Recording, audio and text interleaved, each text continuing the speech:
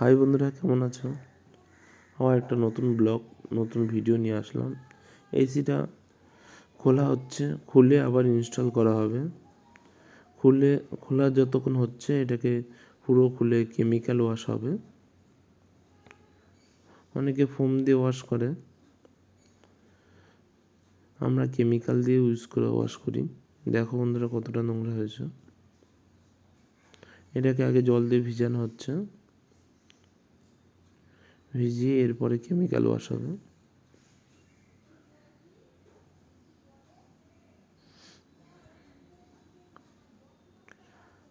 আরও নতুন নতুন ব্লগ ভিডিও চাইলে আমাদের ব্লগে আছে, দেখতে পারো কেমন করে কেমিক্যাল ওয়াশটা। অনেকে ফোম দিয়ে ওয়াশ করে, ফোমটা ইউজ করতে নেই কেমিক্যাল ওয়াশের সময়।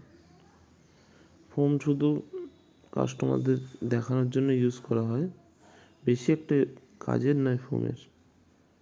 কেমিক্যাল ওয়াশ করলে আপনাদের এটাকে পুরো ভালো করে জল দিয়ে ধুতে হবে, তাহলে জিনিসটা ঠিকঠাক হবে।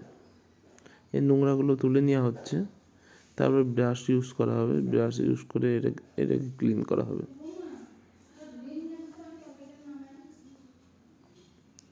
পুরো ভিডিওটা তোমাদের দেখাচ্ছি, কেমন লাগবে সেটা বলবে।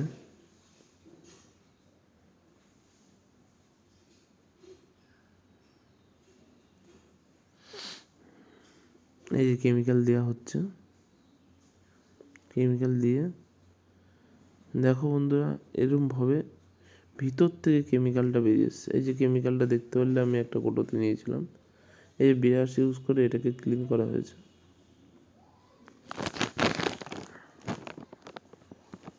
দেখো বন্ধুরা পিছন বাইরে ভেতরে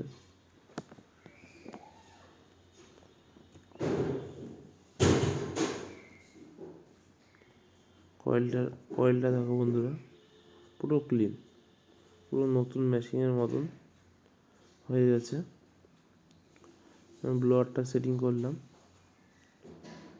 সেটিং করে এবার কয়েল লাগিয়ে, পুরোটা তো ভিডিও করা যায় না, যতটুকু পারি ততটুকু ভিডিও করতে পারি, নাহলে তো আমাকে ভিডিওই করে যেতে হবে সারাক্ষণ, আর কিছু করা যাবে না।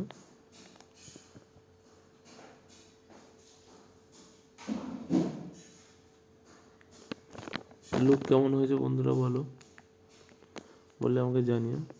মেশিনটা এইখান দিয়ে পাইপ বেঁকে ইনস্টল হয়েছিল। এই যে ইনডোরটা সেটিং হচ্ছে, ইনডোর সেটিং হলে কেমন লুক এসছে দেখো বন্ধুরা।